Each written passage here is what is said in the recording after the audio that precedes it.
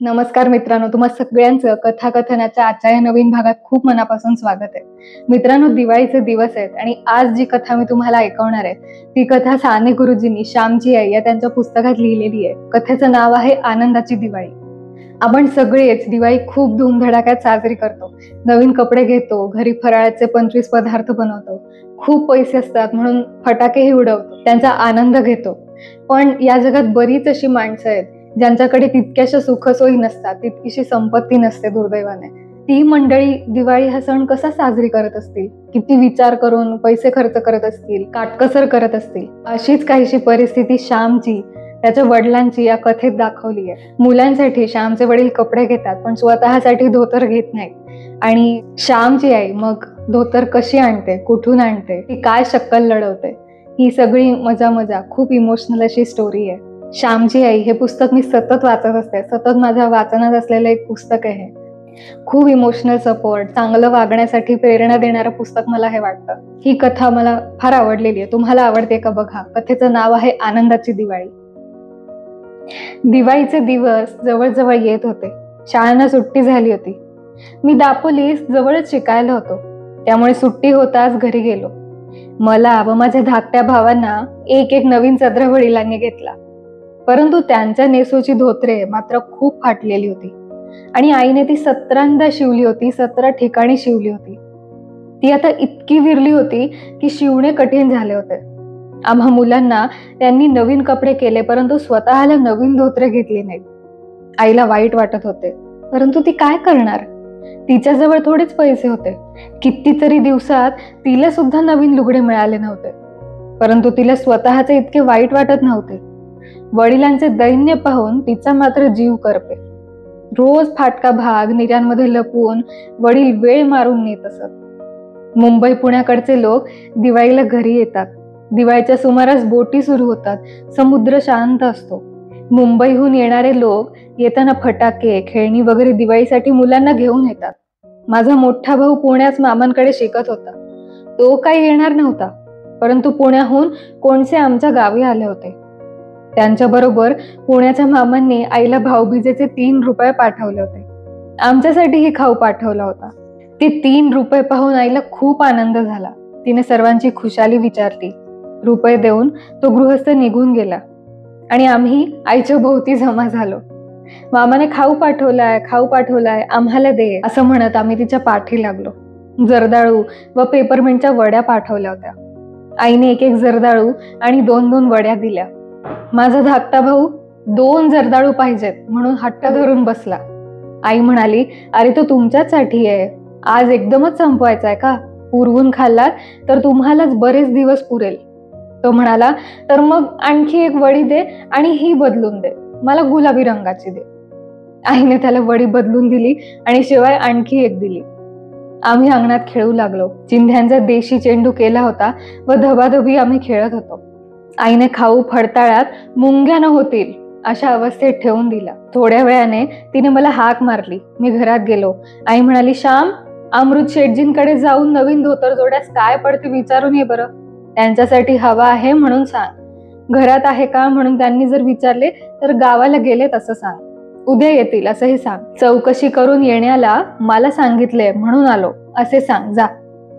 मी अमृत शेटजींकडे दुकानात गेलो. मोहन्या व बद्री त्यांचे 2 मुलगे तिथे होते.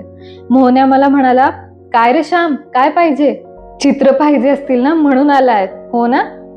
मी त्याला म्हटले, चित्रे देत नाहीस मग मी कशाला मागू?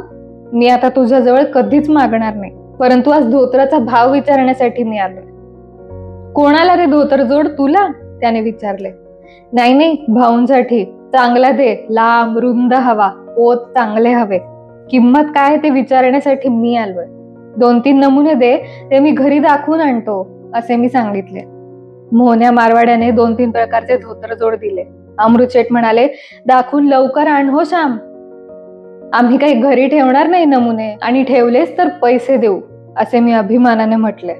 तुझ्याजवळ भारी आलेत वाटतं पैसे, बापाजवळ तर फद्या नाही, अमृत शेठ म्हणाले. मला ते शब्द ऐकून फार वाईट वाटले. अमृत शेटांचे आम्हाला कर्ज होते म्हणून ते तसे बोलले. स्वाभिमानाने जगू म्हणणाऱ्याने एक वेळ मरावे पण कधी कर्ज काढू नये. मी ते नमुने घेऊन घरी आलो व आईला दाखवले. त्यातील एक आईने पसंत केला. किंमत बेताचीच होती, 3-3.5 रुपये काहीतरी होती. आईने माझ्याजवळ पैसे दिले व म्हणाली, हा घेऊन ये आणि बाकीचे परत कर. मी धोतरजोड परत केले व एक विकत घेऊन आलो. आईने त्याची 2 पाने निरनिराळी फाडली आणि त्या प्रत्येकावर कुंकवाचे बोट ठेवले. वडील गावाहून परत आले तरी त्यांना ही गोष्ट कळली नव्हती. दिवाळीच्या दिवशी पहाटे मंगल स्नाने झाल्यावर आई वडिलांना नवीन धोतर नेसावयास देणार होती. आम्ही मुले होतो तरी ती गोष्ट आम्ही फोडली नाही. आईच्या कटात आम्ही तिची मुलेही सामील झालो होतो. उद्याची दिवाळी. आम्ही टाकळ्याच्या शेंगा आणून त्यातले इंद्रजव काढले. ते वाटून आईने अंगाला लावण्यासाठी तयार करून ठेवले. पायाखाली नरकासूर म्हणून चिरडण्यासाठी कारिंटेही आम्ही गोळा करून ठेवले. अंगण स्वच्छ झाडून घेतले. घाण दूर करणे म्हणजेच खरोखर नरकासूर मारणे. नरक हाच असूर आहे. नरक म्हणजे घाण.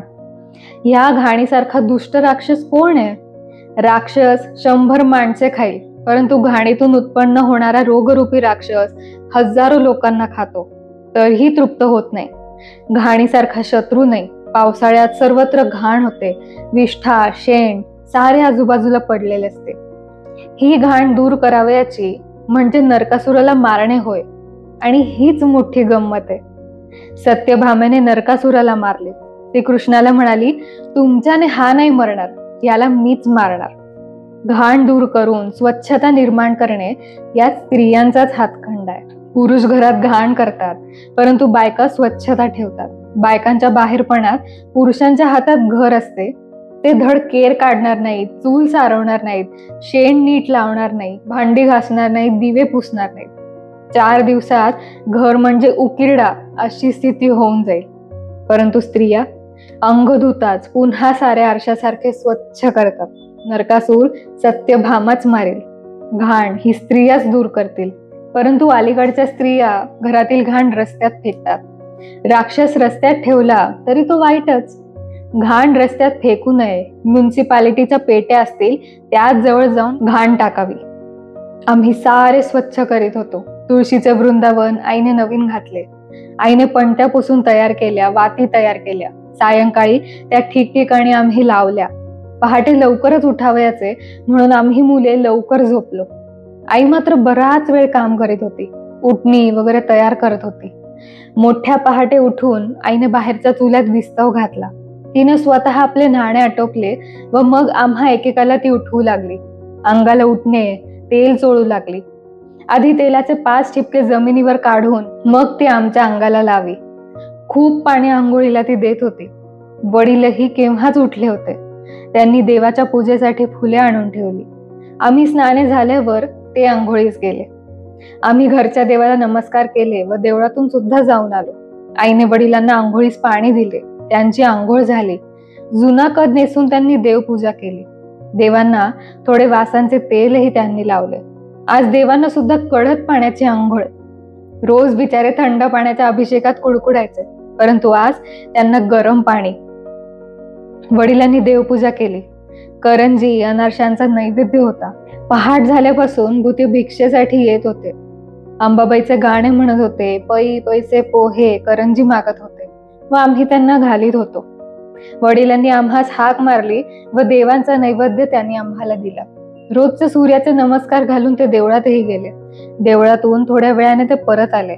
माझे धोतर कुठे ग? आज दिसत नाही ते, त्यांनी आईला विचारले. त्याची 2 अंगपुसणी केली. किती फाटले होते ते, आई म्हणाली. अगं मग नेसू काय आज? आणखी महिनाभर ते गेले असते, ते म्हणाले. त्याचा अंत तरी किती पाहावयाचा? ते धोतर धुताना मलाच लाज वाटत होती आणि वाईटही वाटत होते, आई म्हणाली. अगं मला नेसायला सुद्धा वाटत होते की, परंतु काय करायचे? लाज वाटली म्हणून काय वरून पैसे पडतात का? हे धोतर नेसाज. हे कुठले? कोणी आणले? अमृत शेठकडून मीच आणवले. अगं तो मला उधार देत नव्हता. मी त्याच्याजवळ मागितले नसेल का? परंतु तो उधारच देईना. माझी पूर्वीची बाकी कशी वसूल होईल हीच मला काळजी आहे. तुम्हाला उधार देऊन फसलो असे तो मला म्हणाला. तू घेऊन आलीस वाटतं. का मोन्याला बोलवून त्याला गळ घातलीस? मी ते विकत आणले. श्यामने जाऊन आणले. श्याम जवळ कुठले आले पैसे? त्यांनी विचारलं. मी दिले. तुझ्याजवळ कुठले? पुण्याहून आप्पाने भाऊबीजेचे म्हणून त्या कृष्णाबरोबर पाठवले असं आईने सांगितलं. केव्हा आला कृष्णा? झाले 2 दिवस. तुझे लुगडे फाटले त्याला ते झाले असते. तुझ्या भावाने पाठवलेली ओवाळणी त्यावर तुझा हक्क आहे. ते आम्हाला घ्यावयाचा हक्क नाही, भाऊ म्हणाले. आईला थोडे वाईट वाटले. ती म्हणाली, तुम्ही आणि मी निराळे आहोत का? इतकी वर्षे एके ठिकाणी संसार केला, सुखदुःखे पाहिली, नाना बरे वाईट अनुभव घेतले. अजून का आपण निराळे आहोत? माझे सारे तुमचेच आहे आणि तुमचे हे सारे माझेच आहे तरी काय आपणाजवळ?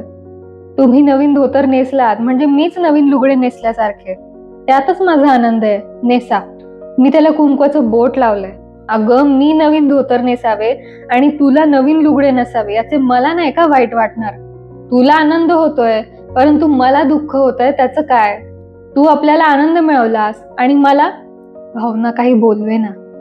माझा आनंद तो तुमचाच आहे. तुम्हाला बाहेर 4 चौघात जावयाचे असते. गंगू अप्पांकडे आज सोंगट्या खेळायला बोलवतील बघा. गेले पाहिजे की नाही? मला कुठे जायचंय आज? पुढे सवड झाली की आधी मला लुगडं घ्या. असे उगीच मनाला लावून घेऊ नका. आज दिवाळी, आज साऱ्यांनी हसायचे, आनंदात राहायचे. आम्हाला आनंद देण्यासाठी तरी आनंदी व्हा. आई म्हणाली, तुझ्यासारखी जन्माची सोबतीण व अशी गोड गुणी मुले असल्यावर मी का आनंदी होणार नाही? मी दरिद्री नसून श्रीमंताहून श्रीमंत आहे. मग मी का हसणार नाही, का सुखी होणार नाही? आण ते धोतर, असे म्हणून आईच्या हातून ते धोतर त्यांनी घेतले. ते नेसले आणि देवांना त्यांनी नमस्कार केला. वडिलांचे नेसूचे धोतर पाहून आम्हालाही खूप आनंद झाला. परंतु खरा आनंद जर कोणाला झाला असेल तर तो माझ्या आईला. तो अनुभव स्वतःच अनुभवून पाहावा लागतो. प्रेमपूर्वक त्यागातील आनंद, त्याची चव तसे करीत गेल्यानेच समजू लागते. एकदा चटक मात्र ती लागली पाहिजे. अशी ही कथा आहे मित्रांनो. वडील मंडळी खरं तर अशीच असतात. आपल्या घरच्यांसाठी, मुलांसाठी किती करू किती नको असं त्यांना सतत होत असतं. पण स्वतःसाठी थोडं केलं की लगेच त्यांना गिल्टी फिलिंग असं मनात येऊन जातं. आजची ही कथा तुम्हाला कशी वाटली ते तुम्ही नक्की कळवा. दिवाळीच्या तुम्हा सर्वांना खूप खूप मनापासून शुभेच्छा. स्वस्थ राहा, फराळाचा आस्वाद घ्या, खूप फटाके फोडा. या चॅनेलवरचा कॉन्टेंट तुम्ही अजूनही पाहिला नसेल तर जरूर पहा. कथाकथन, काव्यमन आणि आता मंडे विथ मोडी सीडी या माझ्या 3 सेगमेंट्सला तुम्ही खूप भरभरून साथ देताय. खूप चांगला प्रतिसाद मला तुम्हा लोकांकडून मिळतोय पर्सनली, सोशल मीडियावर. त्यासाठी खूप खूप धन्यवाद. आजपर्यंत जशी साथ दिली तशी पुढेही देत चला. आणि काव्यमन, कथाकथन आणि आता मंडे विथ मोडी सीडी या माझ्या 3 सेगमेंट्सच्या व्हिडिओची नक्की वाट पहा.